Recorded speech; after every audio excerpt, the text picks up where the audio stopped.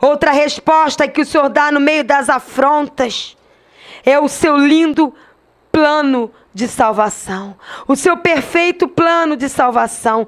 Olha o que diz em 2 Reis. Quando eu li isso, eu chorei. 2 Reis, livro de 2 Reis 19, 29. Olha o que diz aqui. Vamos ler com calma. Isto te será por sinal, está falando com a igreja. Este ano se comerá o que espontaneamente nascer. E no segundo ano, o que daí proceder. E no terceiro ano, porém, semeai e colhei, e plantai vinhas, e comei os seus frutos. Pare para pensar. Entre a morte de cruz de Jesus Cristo e a sua ressurreição foram quantos dias? 3. No Novo Testamento fala que para Deus um dia é como 1000 anos. E 1000 anos como um dia. Quantos anos o Senhor falou aqui no versículo 29 de 2 Reis? 3 anos. No primeiro ano, nós iríamos comer o que espontaneamente nascesse. A palavra diz que Jesus se deu na cruz espontaneamente. Em Gálatas, abre lá em Gálatas 1, de 3 a 4, lá no Novo Testamento. Gálatas, capítulo 1, versículo 3 a 4. Olha o que diz.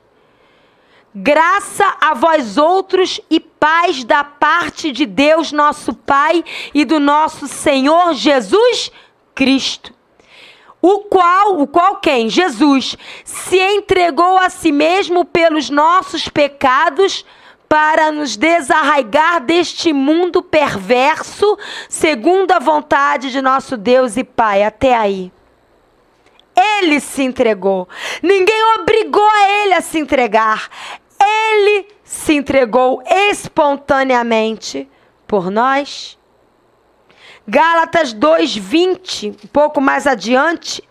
Logo já não sou eu quem vive, mas Cristo vive em mim. E esse viver que agora eu tenho na carne, eu vivo pela fé no Filho de Deus, Jesus Cristo, que me amou e a si mesmo se entregou por mim.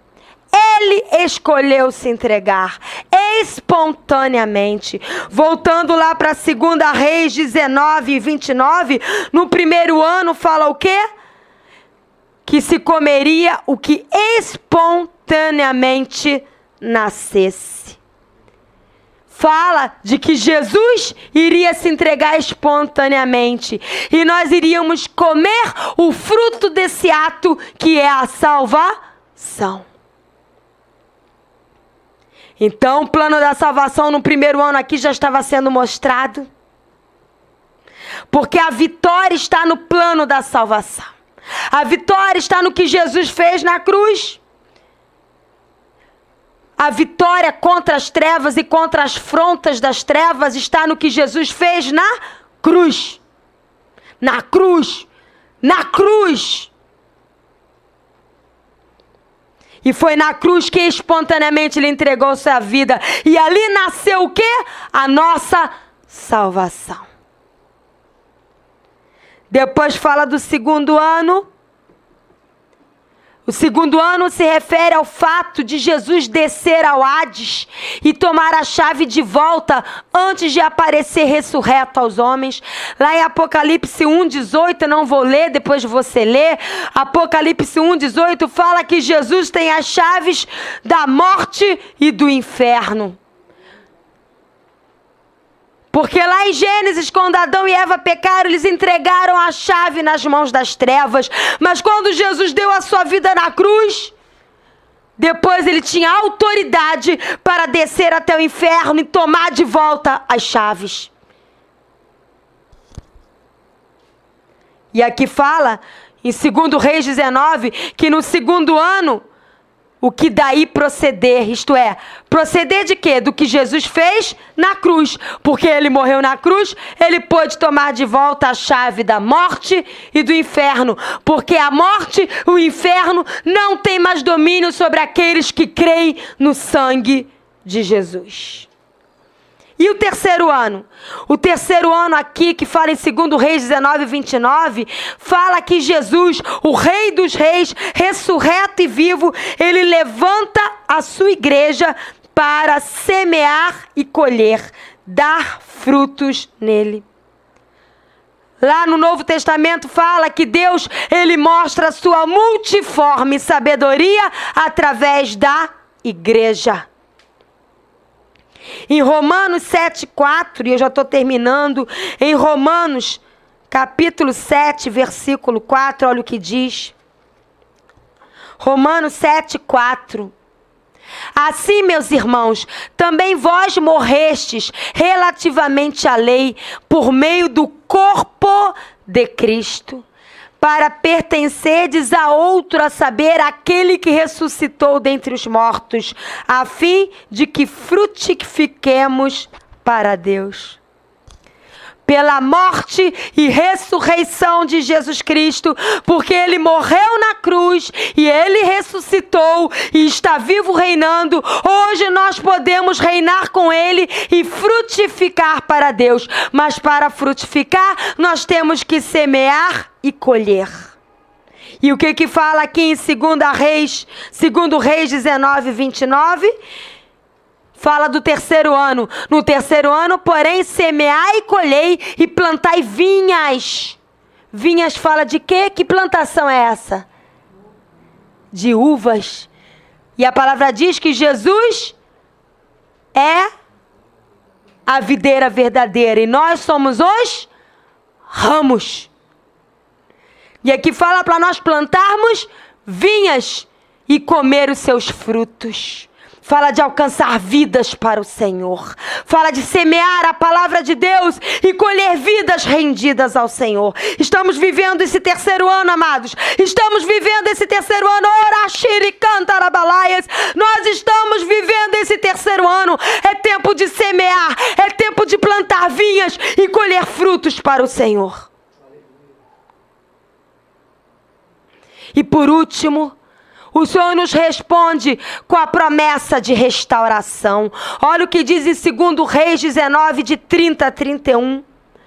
O que escapou da casa de Judá, o que escapou da religiosidade, o que escapou da incredulidade, o que escapou da soberba, o que escapou da frieza espiritual e ficou de resto, tornará a lançar raízes. Esse tornar a lançar raízes é o que Deus está fazendo hoje. Deus está levantando um povo em toda a terra, uma igreja segundo o coração de Deus, que está lançando de novo as raízes, isto é, está voltando às raízes na palavra de Deus.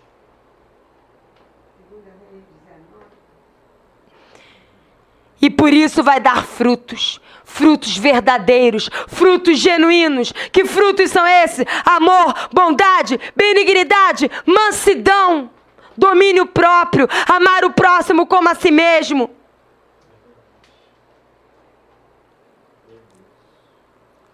É a restauração da noiva de Cristo. E o último texto que nós vamos ler está em Romanos 9, 27. Romanos 9, 27, olha o que diz. Romanos capítulo 9, versículo 27. Mas relativamente a Israel, dele clama Isaías, ainda que o número dos filhos de Israel seja como a areia do mar, o remanescente é que será salvo. Oh, ainda que a igreja evangélica, ritualista, seja enorme como os grãos da areia do mar, só Só os remanescentes serão salvos. Só aqueles que voltarem à palavra de Deus. Só aqueles que viverem genuinamente o evangelho verdadeiro. Só aqueles que buscarem a intimidade e o coração de Deus e permanecerem firmes em Deus serão salvos. Não se engane. Então, diante de toda essa resposta de Deus, o que são as afrontas, amado? O que é alguém nos afrontar, nos chamar de mentirosos, nos colocar em prisão? Pro apóstolo Paulo, prisão foi recreação.